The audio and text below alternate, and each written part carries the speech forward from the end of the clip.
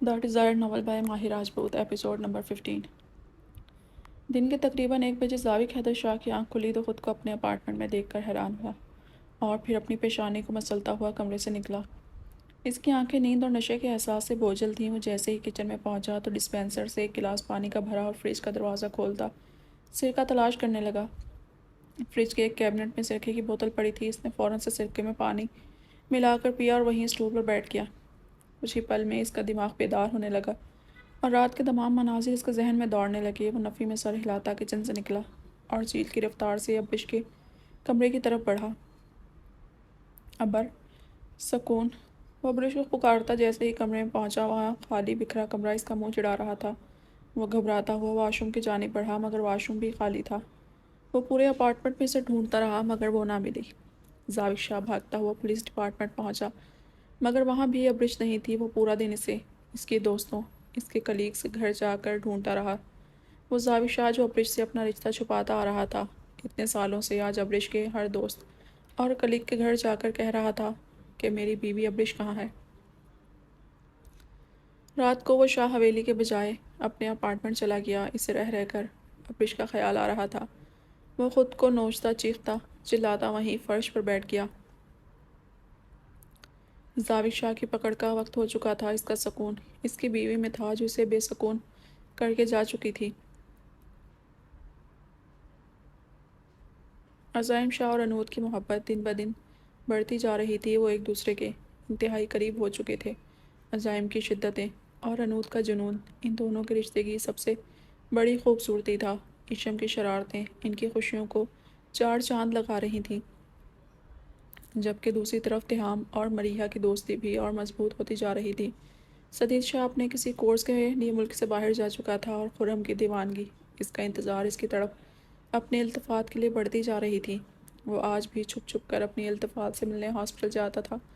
Hospital کا تمام staff جان چکا تھا کہ بستر پر پڑی یہ زندہ لاش خرم شاہ کی چلتی سانسوں کی ضمانت ہے۔ وہ مشینوں میں جکڑے اس وجود کو دیکھ کر ہی زندگی گزار رہا تھا۔ خرم شاہ جہاں خود کو بدل چکا تھا وہیں خرم شاہ کا ان 7 سالوں میں اپنے رب سے رشتہ مضبوط تر ہو چکا تھا۔ وہ ان 7 سالوں میں اپنے رب کے قریب تر ہو چکا تھا۔ اسے آج بھی وہ دن یاد تھا جب وہ کسی کام کے سلسلے میں عزائم شاہ کے پاس اس کے سیٹ پر ملنے آیا تھا اور وہیں سیٹ پر بیٹھا اس کا انتظار کر رہا تھا جب عزائم نماز کے ٹائم پر اپنا تمام کام چھوڑ کر جا چکا تھا۔ عزائم شاہ جیسا ماڈرن بندہ دین کے معاملے میں اتنا پریکٹیکل ہو سکتا ہے میں نے کبھی سوچا نہیں تھا۔ خرم شاہ نے اپنے دل کی بات زبان پر لاتے کہا۔ اس کی بات سن کر عزائم شاہ مسکرا اٹھا اور اس کی جانب دیکھتے بولا، ظاہری حلیہ کبھی بھی کسی انسان کی شخصیت کو مکمل طور پر بیان نہیں کرتا۔ میرا ظاہری حلیہ ایسا ہے کیونکہ میں ایک ماڈل ہوں، لیکن میرا اللہ کے ساتھ معاملہ خوبصورت ترین ہے۔ ہمارے معاشرے میں ایسے لوگ جو تھوڑے ماڈرن ہیں انہیں عموماً دین سے دور سمجھا جاتا ہے۔ یہ سوچ غلط ہے خرم۔ کون کیسا ہے، اس کا معاملہ اللہ کے ساتھ کیسا ہے، کوئی نہیں جان سکتا۔ عزائم نے اسے جواب دیتے کہا، یہ تو آپ بالکل ٹھیک کہہ رہے ہیں عزائم صاحب، میں بھی خود کو بدلنا چاہتا ہوں مگر۔ خرم شاہ بات کرتے کرتے رک گیا۔ مگر کیا؟ عزائم شاہ نے خرم کی بات کاٹتے سوال داغا۔ میرا کردار اچھا نہیں ہے، میں بہت برا ہوں، لوگ جج کرتے ہیں مجھے، لوگ کہتے ہیں میں پوری زندگی خدا کے قہر کا شکار رہوں گا۔ خرم نے لوگوں کے خیالات کو اپنے ذہن میں لاتے کہا، اسے بچپن سے ہی یہ سب سننے کو ملتا رہا کہ وہ بازار حسن سے تعلق رکھتا ہے، اس کا اللہ کبھی اسے پسند نہیں کرے گا۔ یہی سوچ اس کے دماغ میں بیٹھ چکی تھی کہ وہ اللہ کا ناپسندیدہ ہے، جانے کس احساس کے تحت اس نے عزائم شاہ کے سامنے ذکر کیا۔ مجھے حیرت ہوتی ہے ان لوگوں پر جو کسی کی ذات پر بغیر سوچے سمجھے فتویٰ لگا دیتے ہیں کہ فلاں شخص ٹھیک نہیں، کردار نہیں اچھا وغیرہ وغیرہ۔ اپنی ذات کو معتبر سمجھنے والے یہ کیوں بھول جاتے ہیں کہ یہ سب معاملات اللہ کے ہیں۔ وہ جسے چاہے اپنی رحمت سے خاص کر دے۔ ہو سکتا ہے جس انسان کو آپ حقیر سمجھ رہے ہوں اس کا اللہ کے ہاں مقام آپ سے زیادہ ہو۔ تم دنیا کی مت سوچو، تم بس اپنے رب کو راضی کرو خرم شاہ۔ یقین جانو میرا رب تمہاری ایک توبہ کا منتظر ہے، وہ تمہیں اپنی رحمت کے سائے میں چھپا کر لے گا۔ پھر یہ دنیا اور اس میں دنیا میں رہنے والے لوگ تمہارا سکون نہیں چھین سکیں گے، ٹرسٹ می۔ عزائم شاہ نے خرم کے ہاتھ پر اپنا ہاتھ رکھتے کہا۔ اس کی بات سن کر خرم کے دل سے ایک بوجھ اترا اور وہ اپنے رب کو راضی کرنے کا ارادہ کر چکا تھا۔ اور اب ان 7 سالوں میں خرم شاہ کی تنہائیوں کا ساتھی اس کا اللہ تھا، جس نے اسے کبھی دنیاوی سہارے کا محتاج نہیں ہونے دیا۔ خرم نے جب سے اپنے اللہ سے دوستی کی تھی، اس کے تمام معاملات بہترین ہو رہے تھے۔ اب اسے انتظار اس دن کا تھا جب اس کا رب اس کے التفات کو اسے بطور انعام سونپتا۔ وقت بڑی تیز رفتاری سے گزر رہا تھا۔ عزائم شاہ کے کنگڈم کے عیشم کی شرارتوں اور انود کے قہقہوں سے گونجتی تھی۔ عزائم شاہ کی سرگرمیاں بڑھتی جا رہی تھیں، مگر وہ اپنی کنگڈم میں آتے ہی خود کو انود اور عیشم کے ساتھ محدود کر لیتا تھا۔ اسی روٹین میں پورا 1 سال گزر چکا تھا، جبکہ دوسری جانب سابق قائد شاہ کی زندگی بے رونق ہو چکی تھی۔ اس کا دن آفس میں، راتیں اپنی اپارٹمنٹ پہ ڈرنک کرتے گزرتی تھی، جبکہ وہ جگہ جگہ ابریش کو ڈھونڈ چکا تھا، مگر ابریش اس کی زندگی سے بہت دور جا چکی تھی۔ 1 سال بعد مریحہ جیسے ہی اپنے ڈپارٹمنٹ سے گھر پہنچی تو سیدھا سالار کے کمرے میں گئی۔ سالار درانی آلین کی تصویر سامنے رکھے بیٹھا اس سے باتیں کرنے میں مصروف تھا۔ مریحہ مسکراتی ہوئی اس کی طرف بڑھی اور اسے پیچھے سے ہگ کر لیا۔ پاپا، آپ اپنی مسز کے ساتھ باتوں میں اتنا گم ہوتے ہیں کہ اپنی بیٹی کو تو بھول ہی جاتے ہیں، مریحہ نے سالار درانی سے لاڈ کرتے کہا۔ بھائی، بیٹی کے پاس وقت کہاں ہوتا ہے مجھ بوڑھے باپ کے لیے، سالار نے بھی تڑکی بہ تڑکی جواب دیا۔ سیریسلی پاپا، آپ بوڑھے کہاں ہو، آپ تو ابھی بھی ینگ ہیں۔ وہ کیا کہتے ہیں، مرد کبھی بوڑھا نہیں ہوتا۔ میرا ارادہ تو آپ کی شادی کروانے کا تھا، مریحہ نے سالار کے پاس بیٹھتے کہا۔ سالار نے اسے آنکھیں دکھائیں اور گمبھیر لہجے میں بولا۔ سالار درانی کی ذات آلین کے آنے تک محدود تھی۔ نہ اس سے پہلے کوئی تھا، نہ اس کے بعد کوئی ہوگا۔ سالار درانی یہ کہتے ہی صوفے سے اٹھا اور کھڑکی کے پاس جا کر کھڑکی کے پٹ کھولے۔ ٹھنڈی ہوا کا ایک جھونکا اس کے وجود سے ٹکرایا۔ پاپا، آپ مجھ سے خفا ہیں؟ مریحہ نے سالار سے استفسار کیا۔ میرو، میری ناراضگی کی تمہیں پرواہ کہاں ہے؟ سالار نے بنا اس کی جانب دیکھتے کہا۔ پاپا، مجھے فرق پڑتا ہے، میرے پاس اس وقت رشتوں کے نام پر صرف آپ اور آپ ہی ہیں، بس،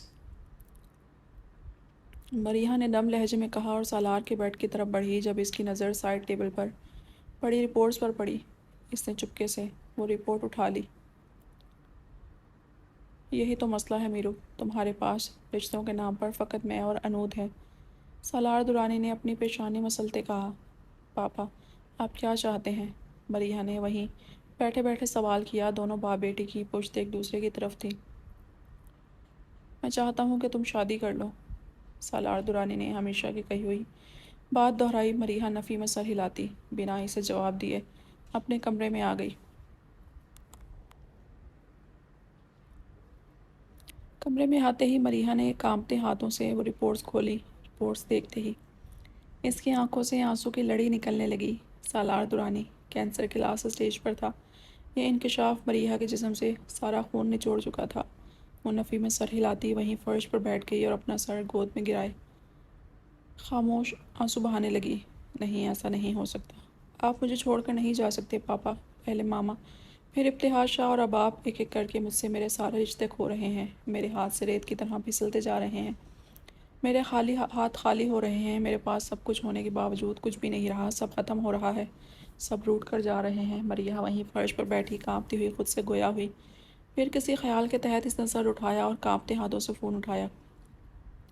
اس نے اسی کیفیت میں نمبر ڈھونڈا۔ سدید اور تہام کا نمبر اوپر نیچے ہی تھا۔ وہ کنفیوز ہو چکی تھی۔ یکدم وہ خود کو سنبھالتی، سدید کا نمبر نظر انداز کرتی، تہام کا نمبر ڈائل کر چکی تھی۔ ہمیشہ کی طرح پہلی رنگ پر ہی فون اٹھا لیا گیا تھا۔ ہیلو ملکہ، تہام کی خوشگوار شرارتی آواز مریحہ کے کان سے ٹکرائی۔ ول یو میری می؟ مریحہ نے فوراً سے سوال کیا۔ وہ اپنے پاپا کی خواہش پوری کرنا چاہتی تھی۔ اسے اب اپنا گھر بسانا تھا، اپنے پاپا کو خوش رکھنا تھا اور اپنے لیے بطور ہم سفر وہ تہام ملک کو منتخب کر چکی تھی۔ تہام کی بات سن کر وہ تپ گئی۔ وٹ، تمہارا دماغ تو نہیں چل گیا؟ تم نے بھنگ تو نہیں پی رکھی؟ تہام نے دھڑکتے دل سے استفسار کیا۔ اس کے لیے مریحہ کا یہ سوال ہی خلاف توقع تھا۔ مطلب تمہاری طرف سے میں نہ سمجھوں۔ اوکے تھینکس، مریحہ نے یہ کہتے ہی فون کان سے ہٹایا۔ اوئے سنو ایس وی صاحبہ، بات سنو میری، آر یو سیریس؟ تہام نے مزید سوال کیا۔ یس میں سیریس تھی، مگر اب پچھتا رہی ہوں تم جیسے بندر کو شادی کے لیے پرپوز کیوں کیا۔ Good bye. مریحہ نے ایک بار پھر کان سے فون ہٹایا۔ مریحہ سالار درانی، تم مجھے قبول ہو؟ قبول ہو، قبول ہو، تیہام ملک کی آواز مریحہ کے کان سے ٹکرائی تو ایک پرسکون مسکراہٹ مریحہ کے لبوں پر بکھری اور وہ فون بند کر دی۔ کانٹیکٹ لسٹ اسکرول کرنے لگی۔ کچھ سوچتے ہوئے مریحہ نے سدید کا نمبر ڈیلیٹ کیا، جس نمبر کو وہ پچھلے 7 سال سے ڈیلیٹ نہیں کر سکی تھی۔ اس نمبر کو اس نے آج تیہام ملک کو اپنی زندگی میں شامل کرنے کے بعد ڈیلیٹ کر دیا تھا۔ کچھ ایسے نمبر بھی موبائل میں سیو ہوتے ہیں جن کو ہم چاہ کر بھی نہ ڈائل کر سکتے ہیں نہ ڈیلیٹ کر سکتے ہیں۔ کتنا وقت اس ذہنی اذیت میں گزرتا ہے، کتنا ہی وقت ایک خوف کے تحت گزرتا ہے کہ اگر وہ نمبر ڈائل ہو گیا تو مقابل ہمیں پہچاننے سے انکار نہ کر دے۔ اگر اس نے ہم سے بات نہ کی تو ہم کیسے رہیں گے؟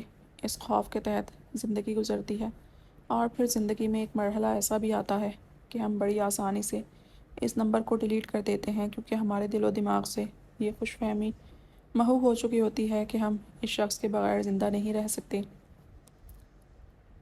ہر چیز، ہر رشتے، ہر انسان، ہر محبت کا کوئی نہ کوئی ریپلیسمنٹ ضرور ہوتا ہے، اور آج مریحہ درانی تیہام ملک کو اپنی زندگی میں شامل کرنے کا فیصلہ کر چکی تھی۔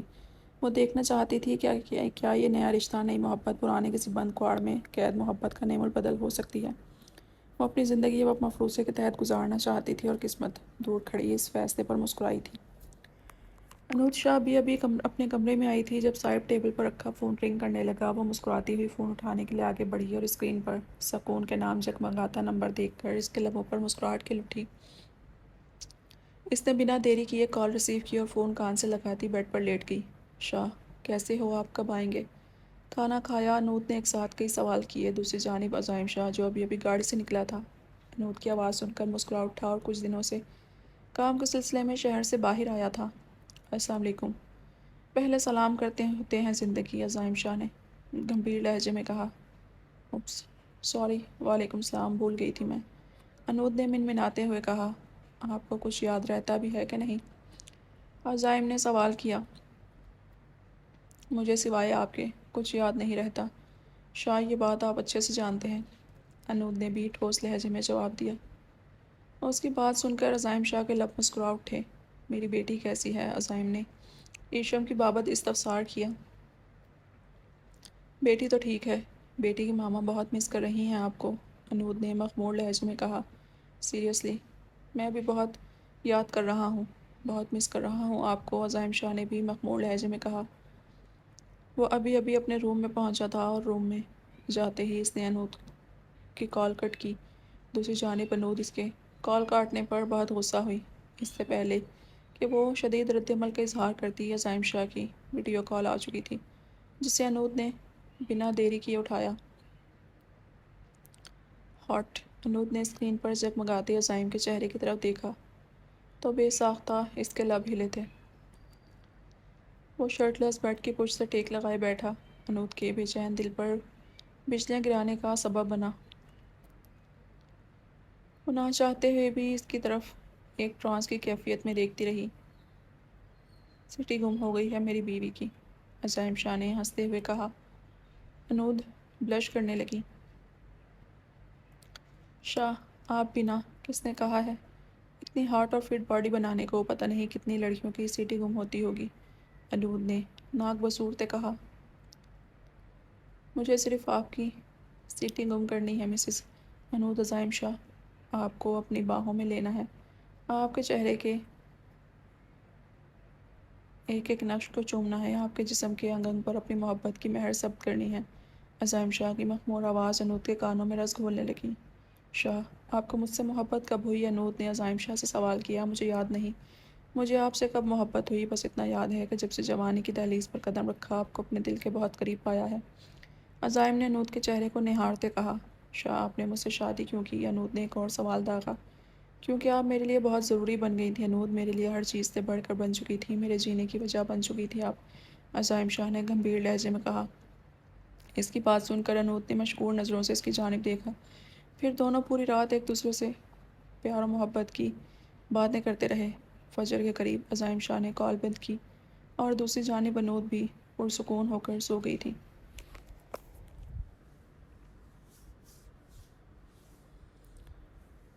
صبح 10 بجے انود کی آنکھ فون رنگ سے کھلی اور اس نے فون ٹٹولنے کی کوشش کی۔ فون جیسے ہی اس کے ہاتھ سے ٹکرایا، اس نے کان سے فون لگاتے ہیلو کیا۔ دوسری جانب اس کی نیند میں ڈوبی آواز سن کر ضابط حیدر شاہ کے لب مسکرا اٹھے۔ کیسی ہو دلبر سائیں؟ عزائم شاہ نے سیٹ کی پشت سے ٹیک لگاتے سوال کیا۔ کال کیوں کی ہے؟ انود نے غصیلے لہجے میں استفسار کیا۔ میں تم سے ملنا چاہتا ہوں، ضابط شاہ نے انود سے کہا۔ مجھے تم سے نہیں ملنا، انود نے فوراً انکار کر دیا۔ میری امانت تمہارے پاس ہے انود شاہ، ضابط شاہ نے جانے کس خیال کے تحت انود سے کہا۔ میرے پاس تمہاری کوئی امانت نہیں ہے، میری بیٹی سے دور رہو ضابط حیدر شاہ، فار گاڈ سیک، انود نے چیختے ہوئے کہا۔